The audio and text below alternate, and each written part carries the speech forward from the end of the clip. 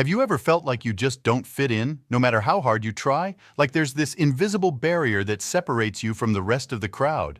Well, maybe it's not just in your head. Maybe, just maybe, you're one of the chosen ones.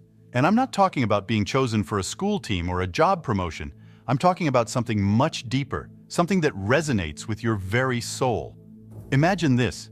You're walking through a crowded street surrounded by faces you don't know, voices that blend into a cacophony of irrelevance.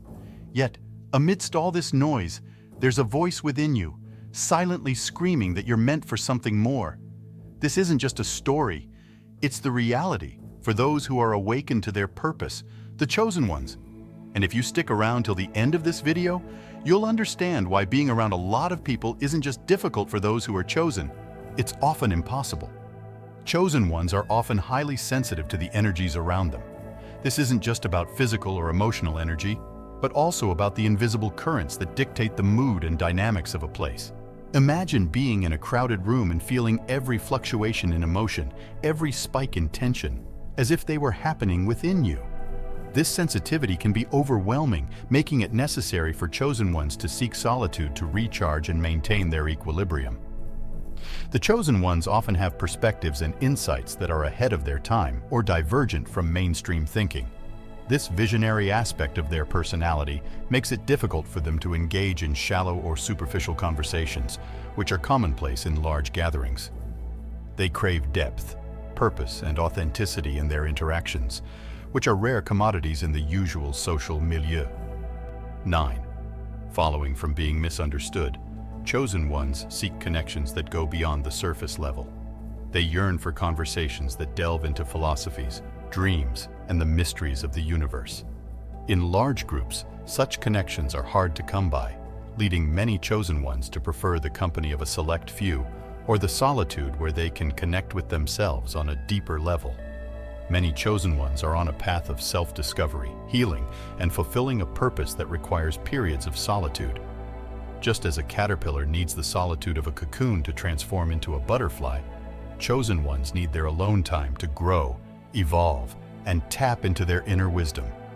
This journey often takes precedence over socializing, making them appear distant or aloof to others. Being around a lot of people can lead to what's known as energetic overload. This happens when the chosen one absorbs too much energy from their surroundings, leading to feelings of exhaustion, irritability, or even physical illness.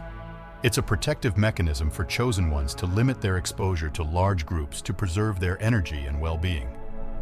While many people find joy in the hustle and bustle of social gatherings, chosen ones often have a different set of priorities. They are more concerned with personal growth, fulfilling their destiny, and contributing to the world in a meaningful way.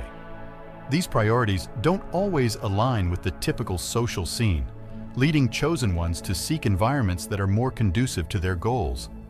They are often guided by a strong sense of intuition, which can warn them away from certain people or situations.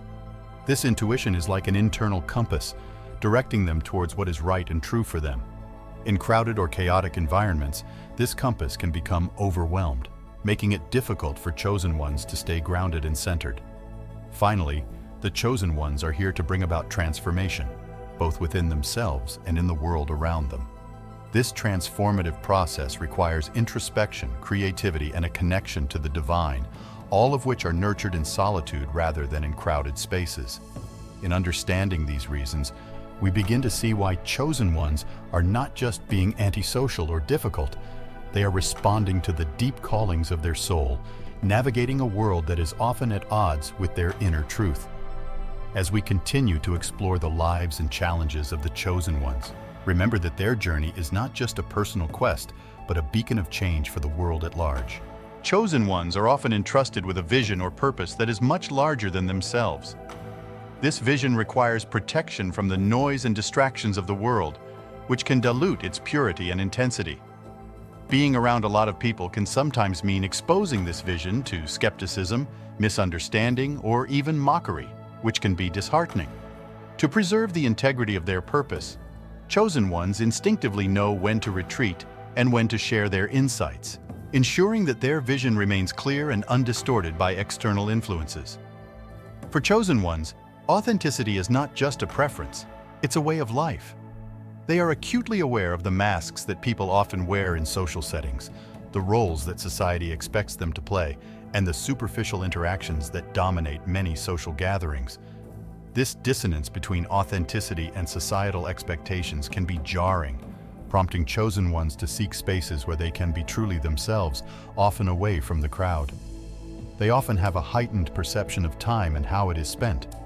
They are acutely aware of the fleeting nature of life and the importance of dedicating time to what truly matters. Wasting time on meaningless interactions or activities that don't align with their higher purpose feels not just unproductive, but almost sacrilegious to them. This awareness drives them to be selective about their company and the environments they choose to be in. Many chosen ones are deeply creative individuals, and creativity often requires solitude.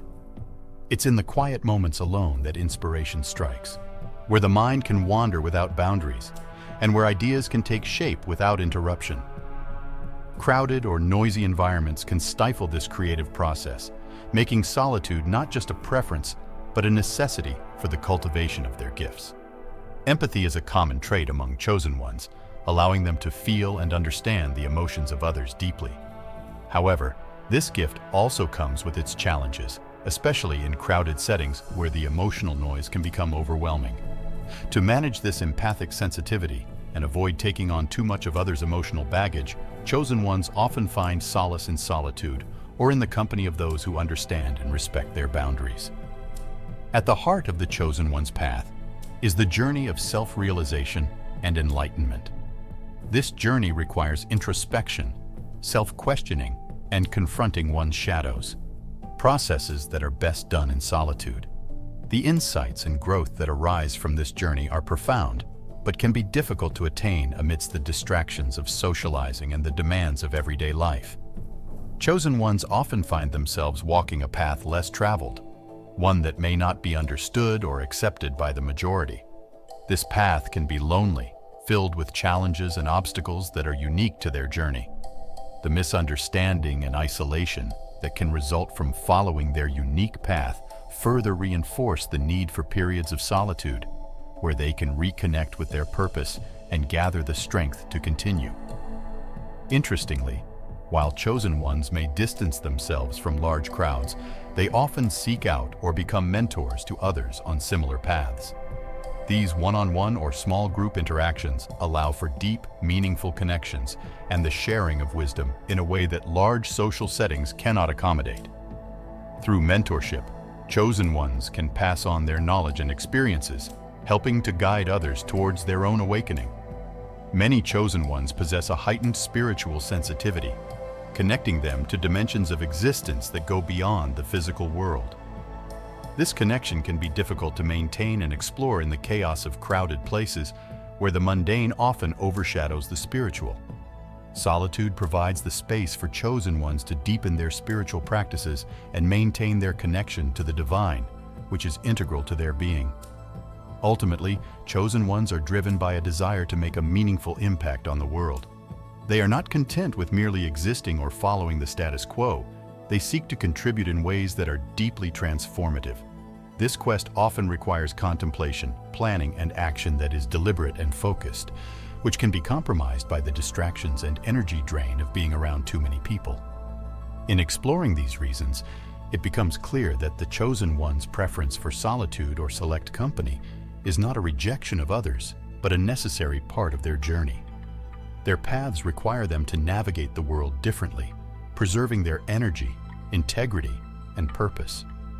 As we continue to unravel the intricacies of their experiences, let's remember that the chosen ones among us are not just walking their path for themselves, but are pioneers of change, guiding us toward a deeper understanding.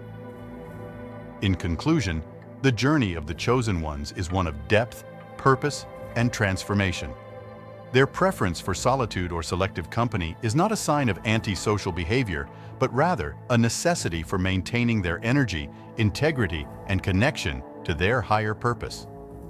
Through introspection, empathy, creativity, and spiritual sensitivity, they navigate a path that is often misunderstood and lonely, but ultimately leads to profound personal growth and contribution to the world.